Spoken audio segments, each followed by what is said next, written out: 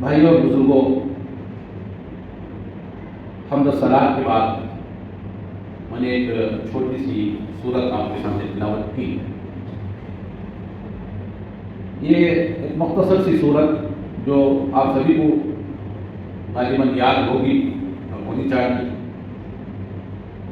چھوٹی صورتوں میں سے قرآن مجید کی یہ سورت بھی ہے، لیکن یہ سورت چھوٹی ہونے کے ساتھ ساتھ اپنے اندر معنی کا ایک سمندر رکھتی ہے۔ گویا اللہ تعالیٰ نے ایک معنی کے سمندر کو ایک کوزے میں سمو دیا ہے۔ 3 آیات ہیں اور 3 آیتوں میں اللہ تعالیٰ نے انسانی زندگی کا نچوڑ پیش کر دیا۔ انسان کی کامیابی، انسان کی ناکامی کا دار و مدار کس چیز پر ہے، اللہ تعالیٰ نے کس میں بتا دیا۔ یعنی اس صورت کے اندر اللہ تعالیٰ نے انسان کی کوششوں، جد و جہدوں، انسانی اپنی زندگی میں جو کچھ کرتا ہے تو اس کا ایک کامیابی اس کو کس چیز میں ہے، اللہ تعالیٰ نے یہاں بتا دیا۔ تو آج ہم مسلمان ہونے کے ناطے ہم اپنی ذمہ داری کو سمجھیں، امت مسلمہ ہونے کی حیثیت سے ہمارا مقام اور منصب جو اللہ تعالیٰ نے عطا کیا اس کو پہچانیں۔ یہ اللہ تعالیٰ نے جو خطابات امت مسلمہ کو عطا کیے ہیں، یہ ایسے ہی نواز نہیں دیے گئے۔ کسی کو کوئی مقام، کسی کو کوئی لقب، کوئی پوزیشن ملتا ہے تو اس کی ذمہ داری بھی بڑھ جاتی ہے۔ اللہ تعالیٰ نے امت مسلمہ کو خیر امت، بہترین امت کا، ساری امتوں میں، سارے قوموں میں بہترین تم امت۔ پھر اللہ تعالیٰ نے کہا کہ تم امت وسط، یعنی جتنی قومیں دنیا کے اندر ہیں ان میں امت مسلمہ کو ایک صدر کا اونچا مقام حاصل ہے۔ پھر اللہ تعالیٰ نے فرمایا کہ تم دنیا میں انسانوں کے لیے نکالی گئی، انسانوں کے لیے وجود میں لائی گئی ہو، انسانوں کے لیے برپا کی گئی، اخرجت للناس۔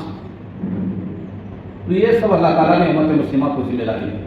اور پھر کہا کہ انسانوں میں اللہ تعالیٰ کے محبوب بندے، اس کے وہ مسلم بندے، اس کے وہ مومن بندے۔ کیوں اللہ تعالیٰ نے سارے انسانوں میں مومنین کو، مسلمانوں کو پسند کیا؟ کیوں مسلمانوں کو چاہتا ہے؟ تو یہ اس کے پیچھے ہماری ذمہ داریاں بھی ہیں۔ جتنی انسان کی ذمہ داریاں بڑھ جاتی ہیں، جتنا مقام اس کا بڑھ جاتا ہے۔ منصب اور مقام اور مرتبے کے ساتھ ساتھ انسان کی زندگی، انسان کی ذمہ داریاں بھی بڑھ جاتی ہیں۔ تو ہم کو اللہ تعالیٰ نے جو مقام دیا ہے، جو منصب دیا ہے، اس کی وجہ سے ہمارے اندر ہماری ذمہ داری بھی بڑھ جاتی ہے۔ اگر ہم وہ ذمہ داری کو ادا نہیں کریں گے تو اللہ تعالیٰ وہ منصب، وہ مقام ہم سے چھین لیتا ہے۔ اللہ تعالیٰ نے یہی منصب اس سے پہلے اہل کتاب میں یہودیوں کو عطا کیا۔ بہت اللہ تعالیٰ نے بہت کرم کیا ان کے ساتھ، بہت نعمتیں۔ قرآن مجید میں اللہ تعالیٰ نے جا بجا اس کا تذکرہ کیا ہے کہ یا بنی اسرائیل اذکروا نعمتی التی انعمت علیکم، اے بنی اسرائیل کے لوگوں، اللہ نے جو نعمتیں تم کو دی ہیں وہ یاد کرو۔ وفضلتکم علی العالمین، ساری دنیا میں، سارے عالم میں اللہ تعالیٰ نے تم کو فضیلت بخشی۔ لیکن جب انہوں نے اپنی ذمہ داری نہیں سمجھی اور پھر اللہ تعالیٰ کی ذمہ داری کو نہیں انہوں نے انجام دیا تو اللہ تعالیٰ نے ان کو دنیا کے اندر رسوا کیا، ذلیل کیا۔ اور دنیا کے اندر سارے یہودی پوری دنیا کے اندر جو ہے مجبور ہو گئے، کوئی ان کے لیے زمین کا کوئی خطہ، کوئی ملک ان کے لیے مخصوص نہیں تھا کہ جہاں وہ پناہ دے سکے۔ پوری دنیا میں ان کو مجبوراً ہجرت کرنی پڑی، ڈھونڈ ڈھونڈ کر پناہ حاصل کرنی پڑی۔ یہ حالت ان کی ہوئی۔ ضربت علیہم الذلۃ والمسکنہ وباءوا بغضب من اللہ، اللہ تعالیٰ نے ان کو ذلت اور رسوائی سے دوچار کیا اور اللہ تعالیٰ کی مار اور اللہ تعالیٰ کا عذاب ان پر آیا۔ جس قوم کو، جس ملت کو اللہ تعالیٰ نے دنیا کا امام بنایا تھا، اس کو اتنی نعمتیں دی تھی کہ دنیا کے اندر کسی قوم کو اللہ تعالیٰ نے اتنی نعمتوں سے نہیں نوازا. اللہ تعالیٰ نے ان کو من و سلوا دیا. جب وہ سینا کے وادی میں تھے تو وہاں ان کے لیے کھانے کا نظم اللہ تعالیٰ نے آسمان سے کیا. من و سلوا آسمان سے نازل ہوتا تھا. کتنی بڑی بات. اتنا ہی نہیں بلکہ اللہ تعالیٰ نے ان کو فرعون کے ظلم سے نجات دلائی اور فرعون کو اور اس کی پوری فوج کو اللہ تعالیٰ نے دریائے نیل میں غرق کر دیا. چھوٹی بات یہ ہے کہ سامنے سمندر سے اللہ تعالیٰ ان کے لیے راستہ نکلوایا. چھوٹی بات نہیں, چھوٹی نعمت نہیں ہے. دشمن سے بچانے کے لیے اللہ تعالیٰ نے ان کو راستہ بنا دیا سمندر کے سے. وادی سینا میں جب وہ موجود تھے 40 سال تو ان کو جو کپڑے اللہ تعالیٰ نے دیے تھے وہ کپڑے ان کی عمر کے ساتھ بڑھتے بھی تھے. اللہ تعالیٰ خود کہتا ہے کہ جو نعمتیں میں نے بنی اسرائیل کو دی, یہودیوں کو دی, دنیا میں نے کسی کو اتنی نعمتیں دی. پھر اتنی نعمتیں دینے کے بعد اس قوم کا فرض تھا, ذمہ داری تھی کہ اللہ تعالیٰ کی شکر گزاری کرتی, لیکن شکر گزاری انہوں نے نہیں کی. پھر اس کے نتیجے میں اللہ تعالیٰ نے ان کو اس سے معصوم کر دیا. پھر اس کی جگہ امت مسلمہ کو ٹھکرا دیا. اور اللہ تعالیٰ ہم کو یہ ذمہ داری آج دیا ہے. اگر ہم اس ذمہ داری کو سمجھیں گے تو دنیا کے اوپر ہم حکمرانی کریں گے. انتم الاعلون ان کنتم مؤمنین. یہ اللہ تعالیٰ کا وعدہ ہے کہ اے مومنو تم ہی دنیا میں بھی غالب رہو گے. دنیا میں بھی سربلندی, عزت, عروج تم کو حاصل ہوگا. شرط یہ ہے کہ تم ایمان اپنے ساتھ رکھو. ایمان نہیں ہے تو پھر اللہ تعالیٰ تم کو ذلیل کرے گا جس طرح آج ہم ذلیل ہیں.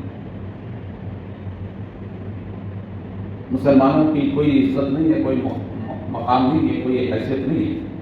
تو بجائے میں نے چھوٹی سی مختصر سی آیت سورت آپ کے سامنے جو تلاوت کی ہے, اللہ تعالیٰ نے ہماری ذمہ داریاں اس میں بتائی. ہماری ذمہ داری کیا ہے؟ امت مسلمہ ہونے کی حیثیت سے ہم اللہ تعالیٰ کے ہاں کامیاب ہونا چاہتے ہیں اور نقصان سے بچنا چاہتے ہیں.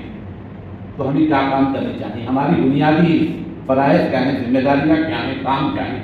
اللہ تعالیٰ نے اس چھوٹی سی صورت کے اندر بتایا. اللہ تعالیٰ نے زمانے کی قسم کھائی اور کہا کہ یہ زمانہ شاہد ہے, گواہ ہے کہ سارے انسان خسارے میں, نقصان میں. خسارے کے معنی نقصان کے. وہ چھوٹا بھی ہو سکتا, بڑا بھی ہو سکتا. کسی نے دکان لگائی, محنت کی, مزدوری کی, خوب پسینہ کپڑایا, رات دن ایک کیے, تو اس کا نتیجہ نکلنا چاہیے نا, اس کا فائدہ آنا چاہیے. وہ نہ آئے تو بھی نقصان ہے آدمی کا, وہ خسارہ ہے تجارت میں. ایک مہینہ پوری محنت کرتا رہا تاجر اپنی دکان میں, لیکن اسے صرف اپنا نفع حاصل نہیں ہوا, صرف اس کا سرمایہ باقی ہے, تو یہ ایک نقصان ہے. کبھی ایسا بھی ہوتا ہے تجارت میں کہ انسان خوب محنت لگاتا ہے, سرمایہ بھی لگاتا ہے, دھوپ اور چھاؤں میں کام کرتا ہے, سردی گرمی کسی کی پرواہ کیے بغیر اپنی ساری محنت اس میں جھونک دیتا ہے. اگر اس کو فائدے کے ساتھ اس کے سرمایہ میں بھی گھاٹا ہوتا ہے تو یہ بھی گھاٹا, یہ بھی نقصان, یہ بھی خسارہ ہے.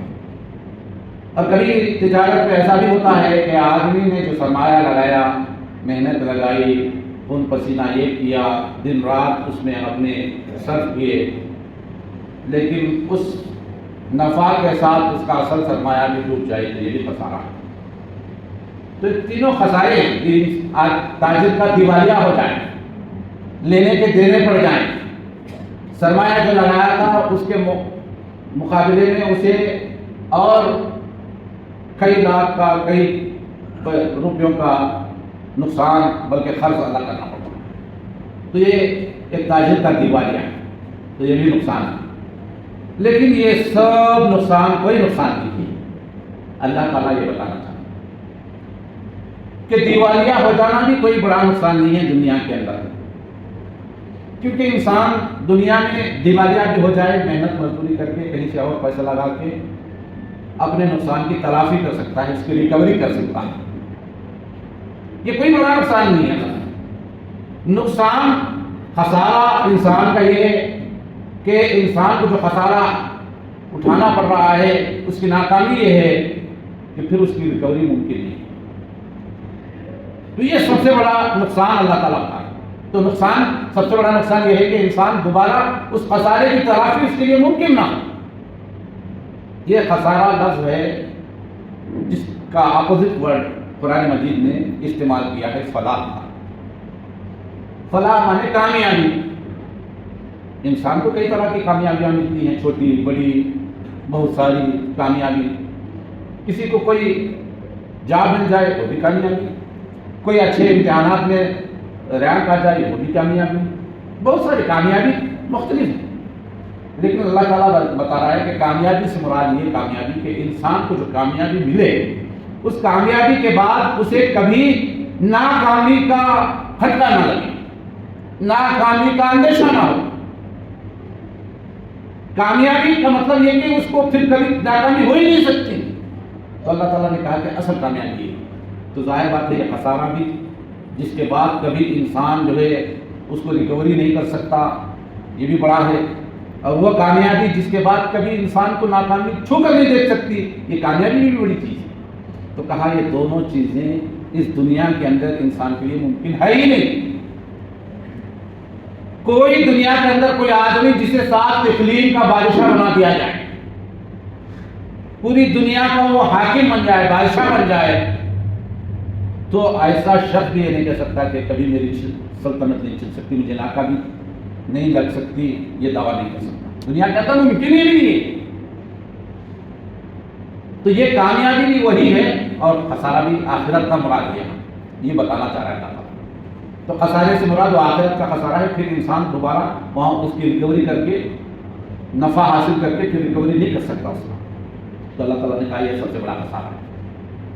قرآن مجید میں اس کے لیے مختلف تعبیرات اللہ تعالیٰ نے استعمال کیے ہیں۔ ہوتا ہے ایک بندہ اللہ تعالیٰ کے پاس حاضر ہوگا قیامت کے دن، دنیا کے اندر تو اس نے اللہ تعالیٰ کی اطاعت نہیں کی، پھر اللہ تعالیٰ کے ہاں آخرت میں وہ ناکام ہو گیا۔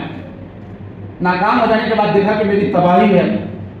اب ایسی لامحدود زندگی جس میں انسان تباہی اور خسارے اور ناکامی سے دوچار ہوا، وہ اللہ تعالیٰ سے التجا کرے گا کہ اللہ تعالیٰ مجھے دوبارہ دنیا میں بھیج دے، مجھے دوبارہ دنیا میں بھیج دے تاکہ میں دنیا میں جا کر نیک اعمال کر کے تیری اطاعت و فرمانبرداری کر کے ایسا لوٹوں کہ یہاں آنے کے بعد مجھے کامیابی مل جائے۔ قرآن مجید اس کا جواب دیتا ہے، اللہ تعالیٰ فرمائے گا اولم نعمرکم ما یتذکر فیہ من تذکر وجاءکم النذیر۔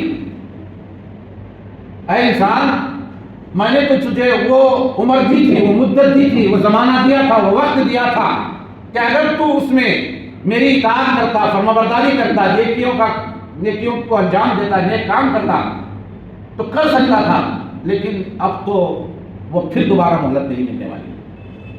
تو یہ خسارہ ہے انسان کا سب سے بڑا کہ اللہ تعالیٰ نے انسان کو جو زندگی دی ہے وہ صرف ایک مرتبہ ملنے والی ہے۔ آنکھ انسان کی بند ہوئی، انسان کے مہلت عمل ختم ہو گئی، ریکوری کا وقت ختم ہو گیا۔ تو انسان کو سوچنا چاہیے کہ انسان کو اللہ تعالیٰ نے جو زندگی دی ہے وہ صرف ایک مرتبہ ہے، اور وہ زندگی ایسی دی اللہ تعالیٰ نے اس کو یہ نہیں بتایا کسی انسان کو کہ تیری عمر کتنی ہے۔ چلو بھئی اگر اللہ تعالیٰ یہ بتا بھی دیتا، جس طرح کسی امتحان میں بیٹھ کر ایگزام لکھنے والے اسٹوڈنٹ کو، طالب علم کو بتا دیا جاتا ہے کہ تمہارا وقت 10:30 بجے سے 2 بجے تک یا جتنا ہے وہ بتا دیا ہے، تو انسان اس میں اس وقت کو سامنے رکھ کر اپنا پرچہ حل کرنے کی کوشش کرتا ہے۔ تو انسان کو یہاں دنیا کے اندر وہ اللہ تعالیٰ بتایا ہی نہیں، اور موت ہے کہ انسان کو آنی ہے، لکل اجل، اور ہر نفس کو، انسان کو موت کا مزہ چکھنا ہے، کل نفس ذائقۃ الموت۔ تو اندازہ لگائیے کہ جو ہم زندگی گزار رہے ہیں کتنی بے پرواہ غفلت کی زندگی کے جس کی کوئی گارنٹی نہیں ہے کہ کب تک رہے گی، کب تک ہمیں حاصل ہوگی۔ اس لیے اللہ کے رسول صلی اللہ علیہ وسلم کے صحابہ جو ہے جو نماز پڑھتے تھے تو ہر نماز کو اپنی آخری نماز سمجھ کے پڑھتے تھے۔ ہم اپنی ہر نماز کو سب سے پہلی نماز سمجھ کے پڑھتے ہیں، وہ لوگ اپنی نماز کو اپنی آخری نماز، کیا اللہ تعالیٰ نے یہ موقع دیا شاید اس نماز کے بعد ہمیں وقت ملے یا نہ ملے، تو ایسی خشوع اور خضوع کی نماز پڑھتے تھے کہ جب انسان اپنی دنیا سے رخصت ہو رہا ہو تو کس طرح پورے خشوع اور خضوع کے ساتھ وہ کام کرتا ہے، اس طرح صحابہ کرام اپنی نمازیں پڑھتے ہیں۔ ایک بزرگ سے کسی آدمی نے سوال پوچھا کہ مجھے سب سے اللہ تعالیٰ کی عبادت پورے اخلاص کے ساتھ، خشوع اور خضوع کے ساتھ کب کرنا چاہیے؟ تو ان بزرگ نے کہا کہ تمہیں اپنی موت سے ایک دن پہلے یہ نماز پڑھنی چاہیے۔ تو اس شخص نے کہا کہ مجھے تو پتہ ہی نہیں ہے کہ میری موت کس دن آنے والی ہے۔ تو ان بزرگ نے کہا جب تم کو اس بات کا علم نہیں ہے تو جو نماز بھی تمہیں ملے وہی سمجھو کہ یہ موت سے پہلے کی نماز ہے۔ کیا یہ ہمارا عالم ہے؟ کیا ہمارا ایسا ایمان ہے؟ تو اللہ تعالیٰ نے کہا کہ اس خسارے سے بچنے کے لیے انسان کو چاہیے کہ سب سے پہلی چیز اپنے اندر ایمان پیدا کرے۔ ایمان تو ہمارے پاس ہے، لیکن اللہ تعالیٰ نے بتایا کہ ایمان کے بھی کئی درجے ہیں۔ سورہ فاطر کے اندر، سورہ فاطر سورہ نمبر 35 اور آیت نمبر 32 میں اللہ تعالیٰ نے یہ بتایا ثم اورثنا الکتاب الذین اصطفینا من عبادنا فمنهم ظالم لنفسه ومنهم مقتصد ومنهم سابق بالخیرات، کہ وہاں اللہ تعالیٰ نے مسلمانوں کے 3 درجے، یعنی ایمان کے 3 درجے بتا دیے اللہ تعالیٰ نے کہ منہم ظالم لنفسہ، جن بندوں کو ہم نے چن لیا ہے، جو مسلمان ہیں، جن کو ہم نے مسلمان بنایا، ان میں سے پہلا گروہ، سب سے بڑا گروہ، اس لیے اللہ تعالیٰ نے پہلے اس کا ذکر کیا کہ ومنہم ظالم لنفسہ۔ اس کی کثرت زیادہ ہے امت کے اندر کے جو ایمان تو رکھتا ہے لیکن اپنے نفس پر ظلم کرتا ہے، یعنی اللہ تعالیٰ کی نافرمانیاں بھی کرتا ہے اور اطاعت تھوڑی بہت کر لیتا ہے۔ ومنہم مقتصد، اور ان میں سے کچھ لوگ ایسے ہیں جو اطاعت بھی کر لیتے ہیں، گناہ بھی ہو جاتے ہیں ان سے، اور جب گناہ ہوتا ہے تو پھر توبہ کر لیتے ہیں، پلٹ آتے ہیں جب احساس ہوتا ہے۔ ومنہم سابق بالخیرات، ایک مختصر ہے، چھوٹی سی جماعت ایسی ہے، بہت کم لوگ ایسے ہیں جو اللہ کی اطاعت کرنے میں پہل کرتے ہیں، وہ مسابقت دکھاتے ہیں۔ تو یہ لوگ، تو یہ 3 درجے بتائے۔ تو کامیابی کے لیے، پوری کامیابی کے لیے انسان کے لیے ضروری ہے کہ ایمان کے ساتھ اس کا ایمان راسخ ہو، وہ ایمان انسان کو نیک عمل پر آمادہ کرنے والا ہو، برائیوں سے بچانے والا ہو۔ تو راسخ ایمان کا مطالبہ اللہ تعالیٰ نے قرآن مجید میں کہا۔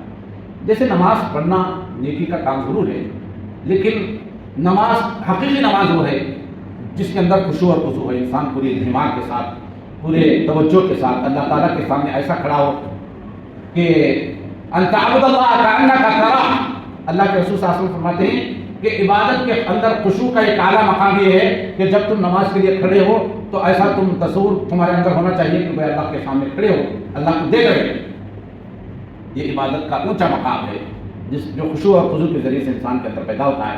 فَإِن لَمْ تَكُنْ تَرَاهُ فَإِنَّهُ يَرَاكَ، یہ اونچا مرتبہ تو یہ ہے کہ آدمی کے سامنے اللہ اس کی نگاہوں میں ہو، لیکن اس سے کم تر درجہ یہ ہے کہ فَإِن لَمْ تَكُنْ تَرَاهُ فَإِنَّهُ يَرَاكَ، کم سے کم یہ سمجھو کہ میں تو دیکھ نہیں پا رہا ہوں، میری اتنی رسائی نہیں ہے، میرا اتنا ہی اونچا ایمان نہیں ہے کہ میں اسے دیکھ سکوں، تو کم سے کم یہ تصور کرو کہ وہ تو تمہیں دیکھ رہا ہے۔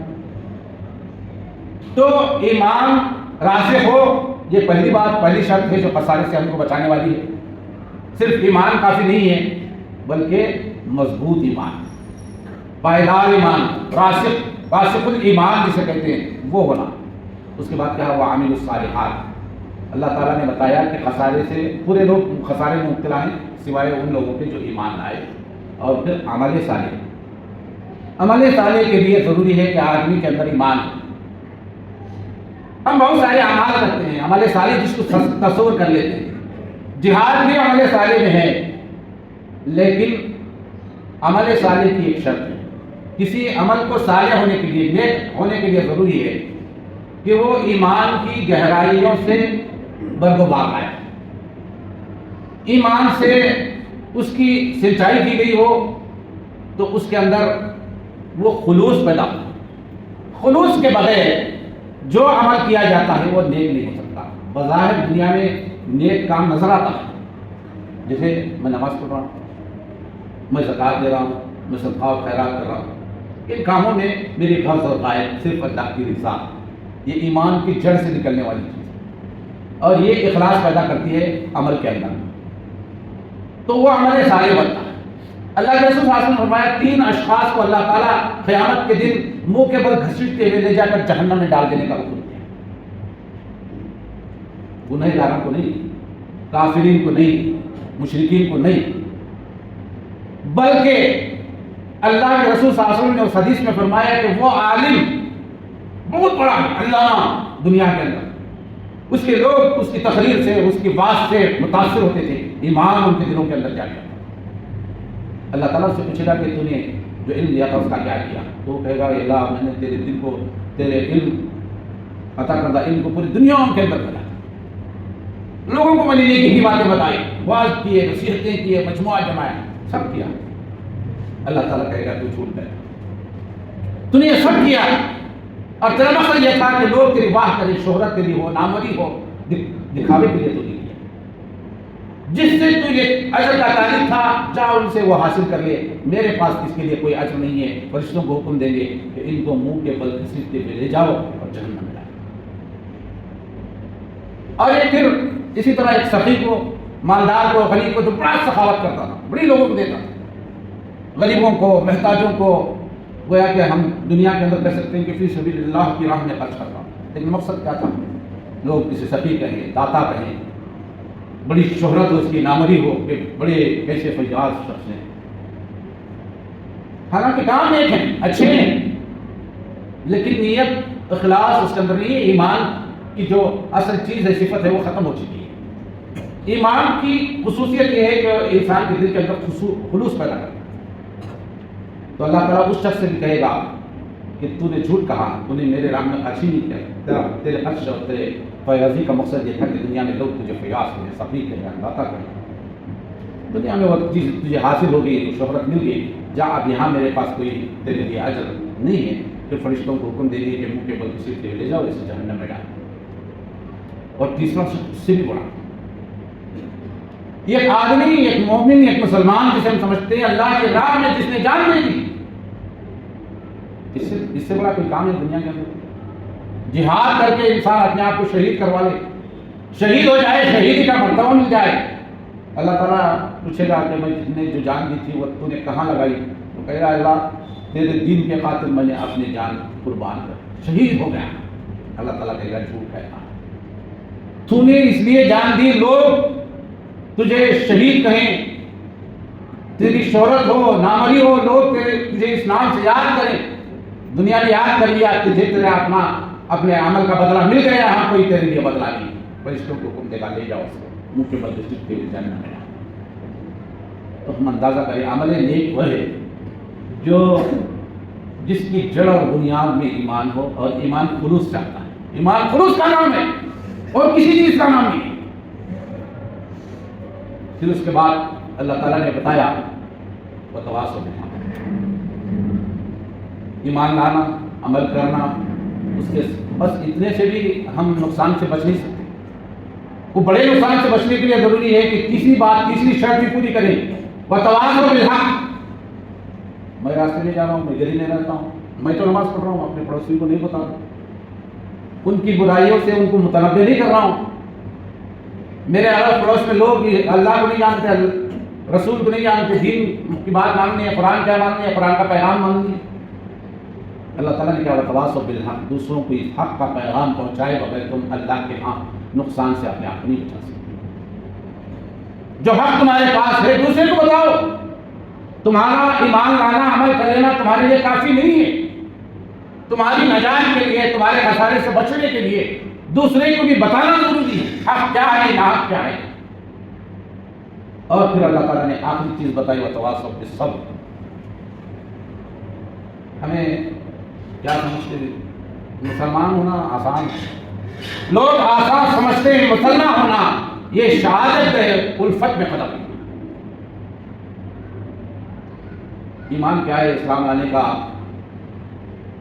کیا اس میں جو ہے مشکلات آتے ہیں، مصائب آتے ہیں، امتحان آتے ہیں، جو لوگ اس راہ میں جد و جہد کرتے ہیں ان کو اس کا پتہ ہے، ان کو اندازہ ہے۔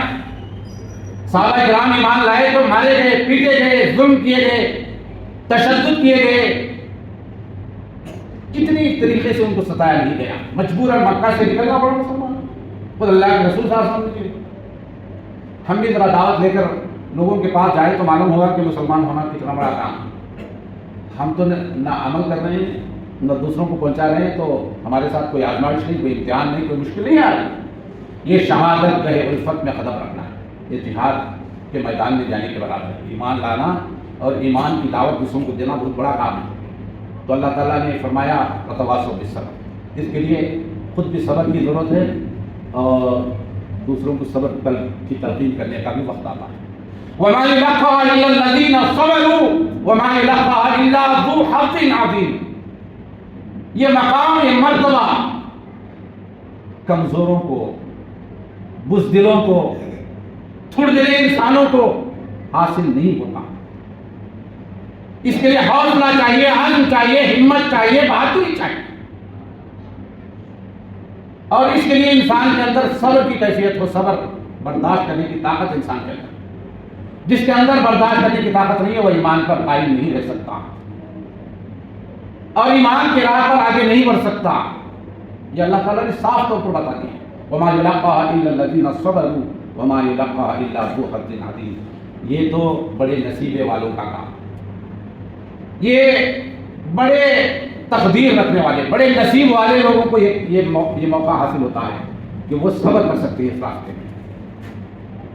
صحابہ کرام کے ایک جسم کے ایک حصے کیے گئے، ٹکڑے ٹکڑے کیے گئے، پوچھا گیا ہر ٹکڑا کرنے کے پہلے بتاؤ ابھی تم اپنے ایمان پر قائم ہو؟ انہوں نے کہا ایمان پر قائم۔ یہ حوصلہ، یہ عزم ہم اپنے اندر رکھتے ہیں تبھی جا کر ہم کامیابی سے ہمکنار ہوں گے۔